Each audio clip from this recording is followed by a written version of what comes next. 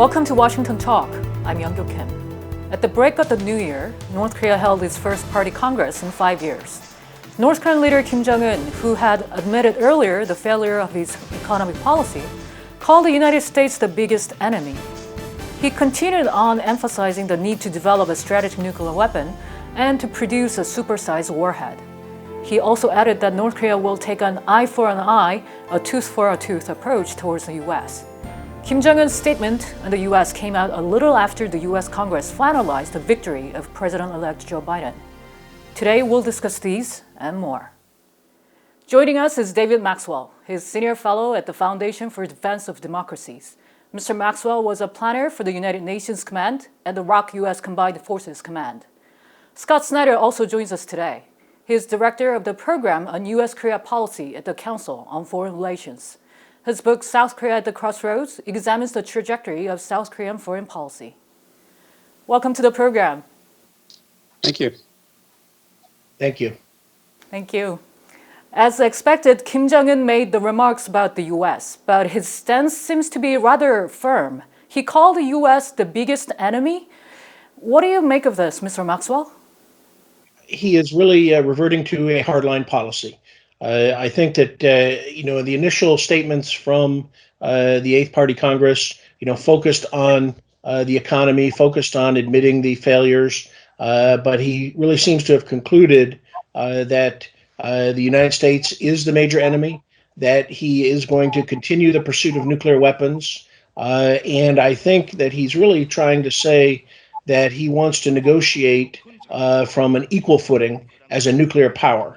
And which really tells me that he has really no intention of denuclearization, but he may want to enter into some kind of arms control negotiations, but again on equal footing, just like the United States and the USSR did during the Cold War when they negotiated SALT and START nuclear agreements. But I think he's really maintaining a hard line.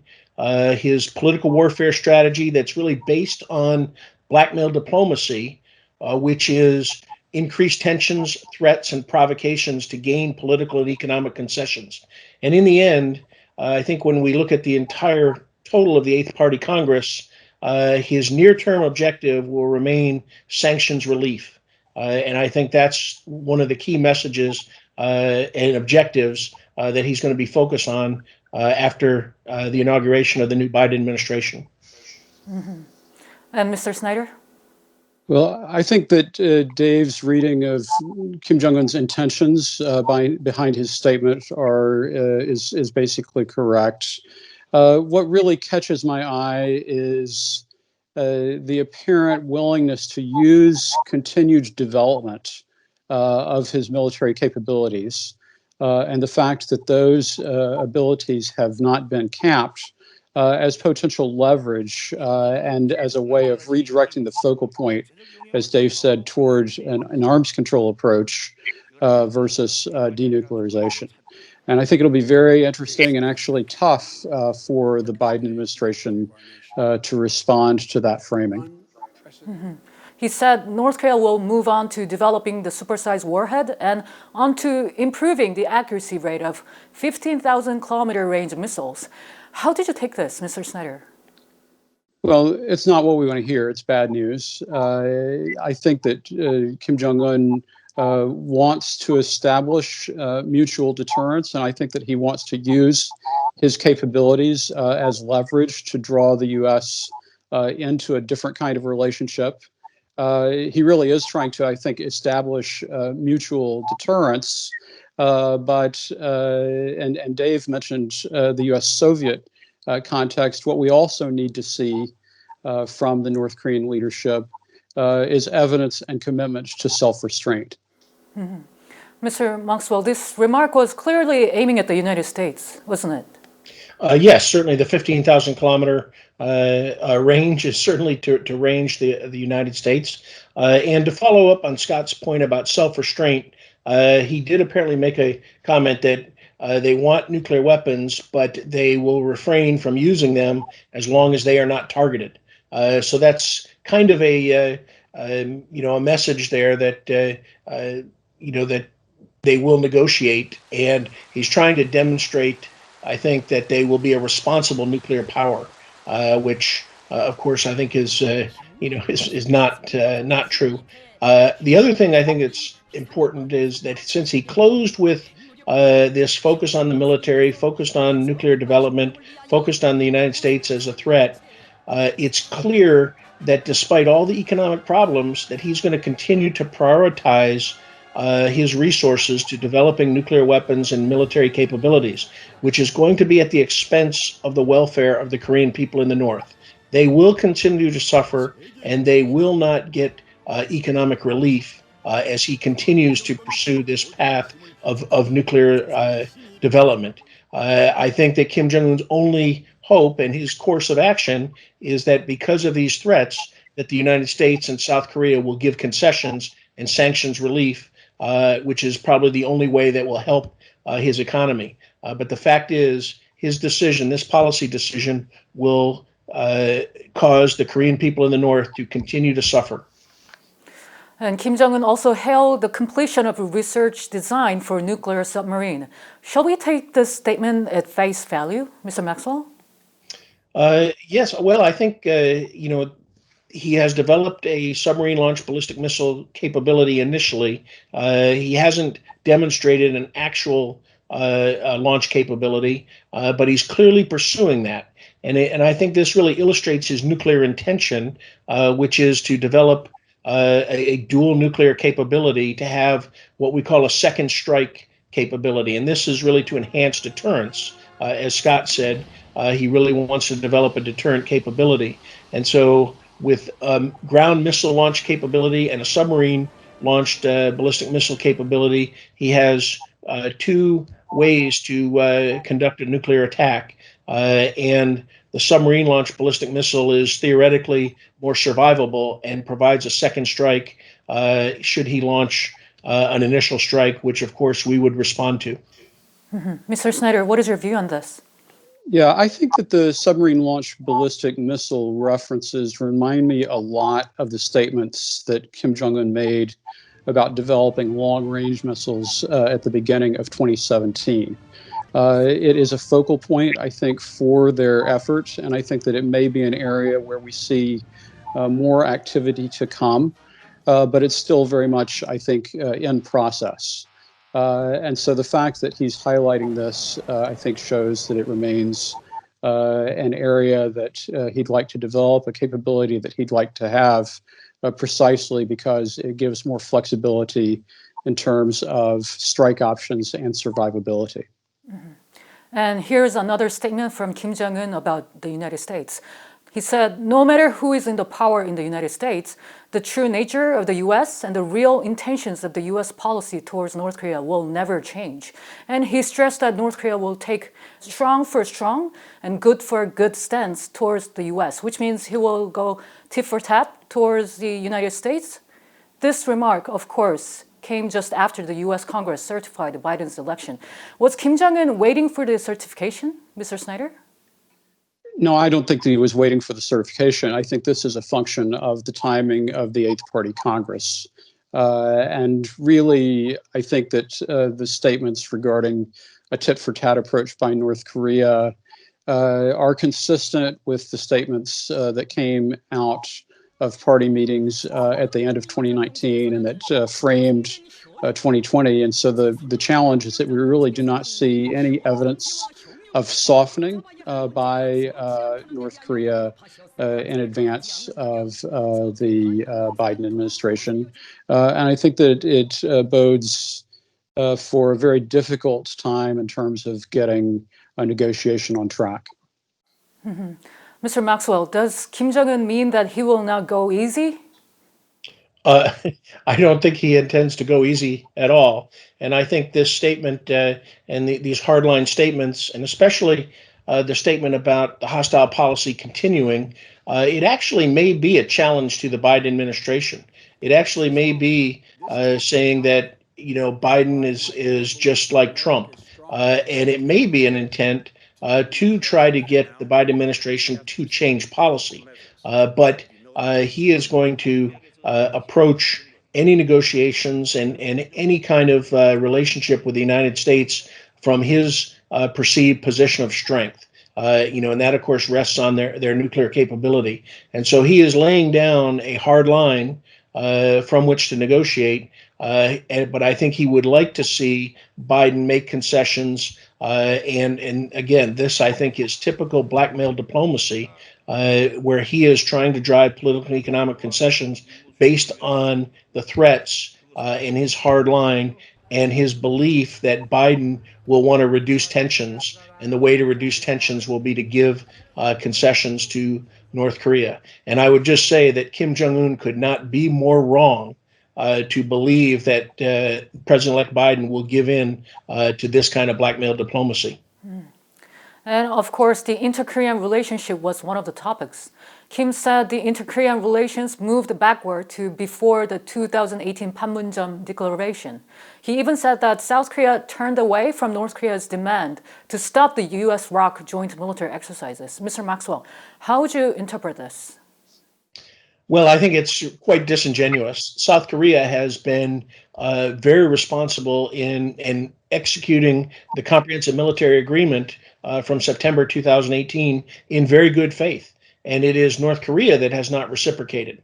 And the very little that they have done, removal of some guard posts and changing status in the joint security area, really has done nothing to reduce tensions in a significant way. And of course, we should keep in mind that North Korea continues to train, and they are training right now in their winter training cycle, which is, of course, designed to bring the North Korean military forces to the highest state of readiness. We have scaled back, postponed, and even canceled exercises to support diplomacy, to reduce tensions, and this has not resulted in any kind of positive response from North Korea. So it is imperative that the ROK-US military alliance continues to train. All militaries must train, and for us to not train and not conduct our exercises would put South Korea at great risk because North Korea continues to be a conventional and nuclear threat against South Korea. Mm-hmm. Mr. Snyder, how did you see this Kim Jong-un's assessment of inter-Korean relations? Well, I think Kim Jong-un's statements reveal more clearly than just about any other statements that he has made the level of distrust that North Korea feels towards South Korea. And at the same time that it demonstrated that level of distrust, Kim Jong-un also made an appeal to South Korea to show trust in North Korea, essentially by choosing not to deter and choosing not to continue to advance its own military development. And so I think that Kim Jong-un's statements represent a very effective, potentially, effort to drive a wedge both within South Korean society on the issue of how much can we trust North Korea and to drive a wedge between the U.S. and South Korea. Mm. Kim continued on with his discontent towards South Korea. He said North Korea will no longer show one-sided goodwill towards South Korea and will only respond proportionately to what South Korea does. Mr. Snyder, what is Kim Jong-un demanding here? Well, essentially, he's demanding that that efforts toward reconciliation not be accompanied by deterrence. But that is contrary to the basics of confidence building in a relationship and essentially represents a request for a set of concessions that would amount to surrender. And so it's really not a basis upon which to pursue a stable inter-Korean relationship.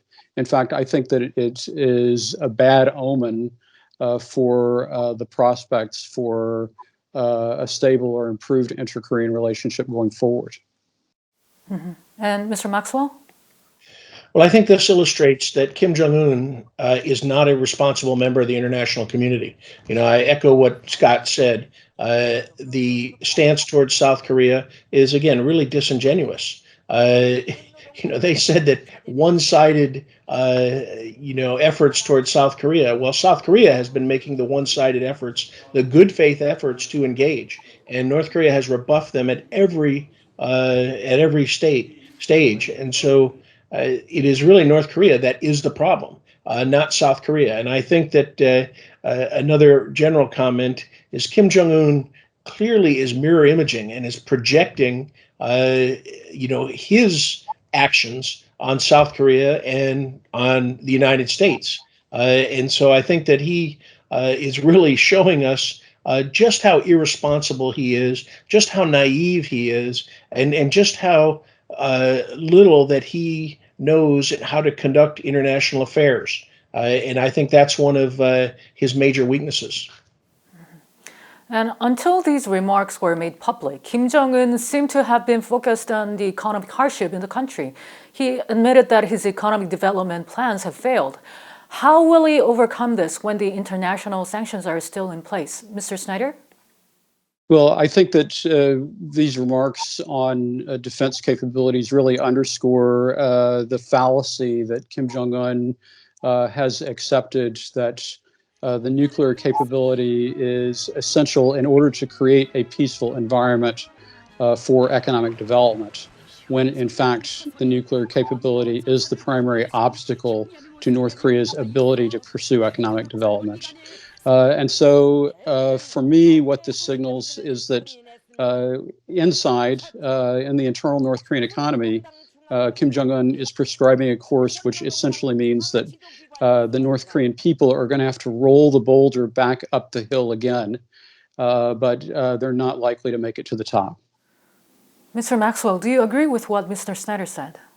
Absolutely. And I think that, especially the point about the nuclear program as an obstacle, it is not to North Korea's benefit.